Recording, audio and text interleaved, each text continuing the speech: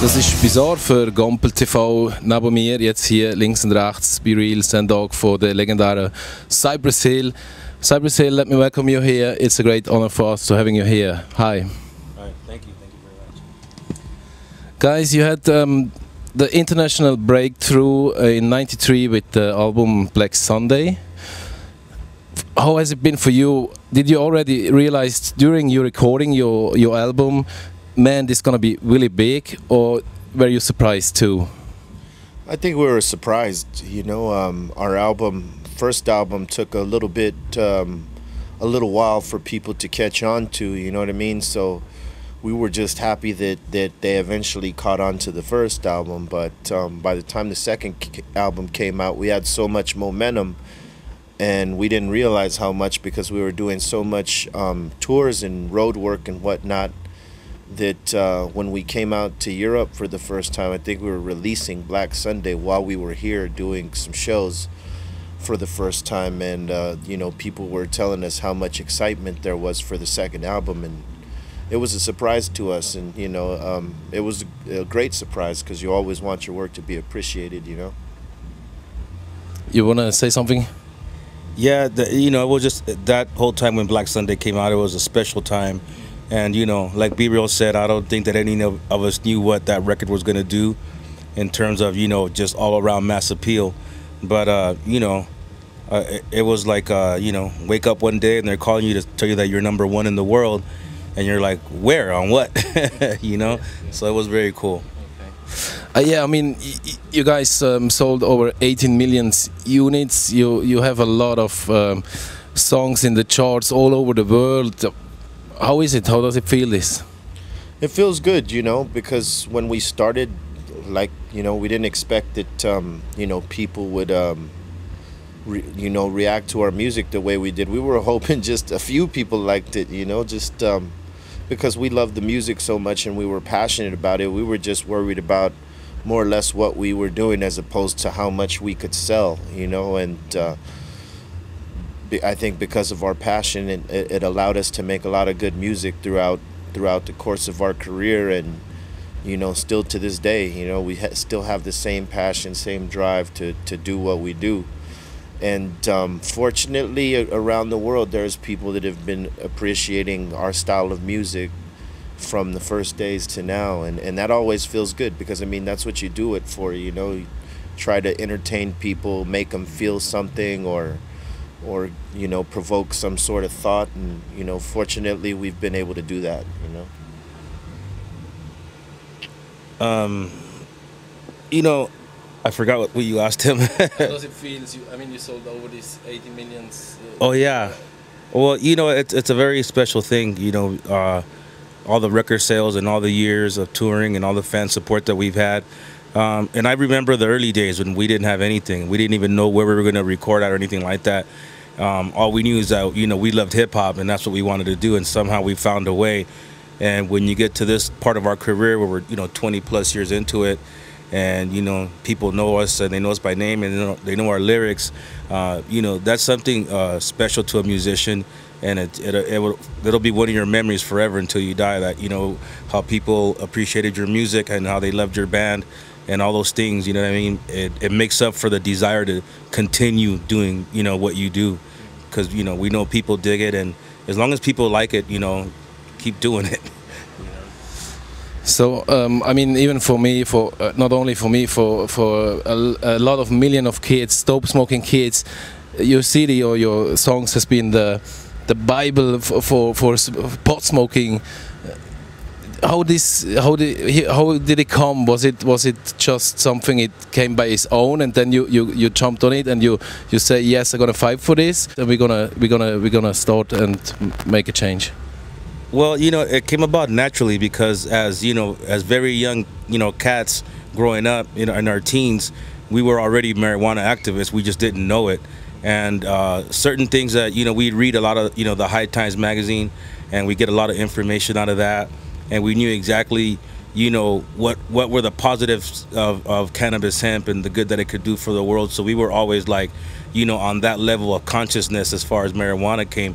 Did we like to smoke it? Of course, you know what I mean. We still love to smoke it, but from a very young age, we knew that there was more to this marijuana thing, and it just somehow it transferred into the music. I don't recall the first couple demos being about marijuana at all, but at some point or another, we just, B Real just started putting it in the language, in the scriptures, and and it became, part of the Cypress Hill, who we are, part of our identity.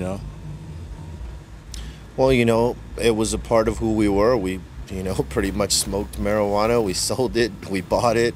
Everything there is. And we grew it, and we learned about it, and we learned the agricultural side of it, which the growing, and we also learned the political side. But, at first, I don't think it was meant for us to, the meaning to put it in wasn't necessarily for a political statement. It was just we were being us and who we were at that time when we were growing up and coming into this music. We were giving as much of ourselves in the music and who we were, putting it all on the line, and that was a part of who we were. Everybody in the city knew we were like the weed monsters in the city, and it just became a part of who we were. And later on, I think the activism came into play because we actually believe in, the movement to legalize. Obviously as a weed smoker, you're pro legalize it, and for many other reasons than just smoking. But it just became a part of who we were, and we eventually became spokespeople for Normal, which is an organization who seeks marijuana reform and all that stuff, and it just became a part of who we were even more so, and I think it was a great thing that people recognized what we were doing, and they started looking at marijuana and the legalization movement and the whole culture a little different, as opposed to saying, I don't want to hear about it. People got more open and say, what, I'll learn about it and read about it and see. And it created a lot of awareness. So, that was something that we're definitely still passionate about, as well as the music.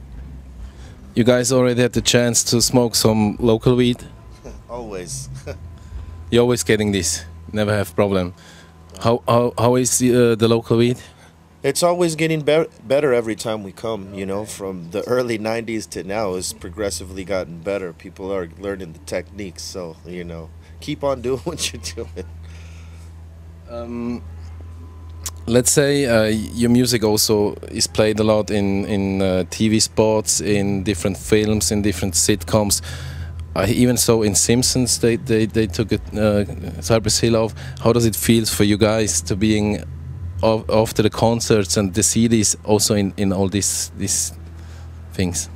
Well, that's one of the true signs of success with your music, when it goes beyond the realm of actual music, and it becomes a part of the popular society and what's going on in film and in television.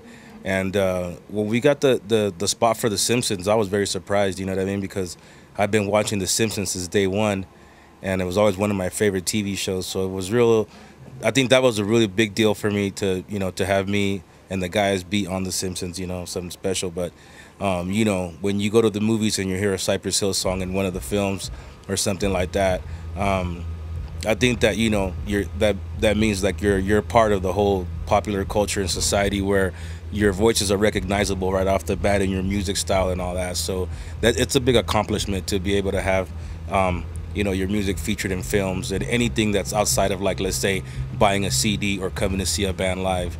You know what I mean? Yeah. It's one of those things where you cherish, like, the first time you do it.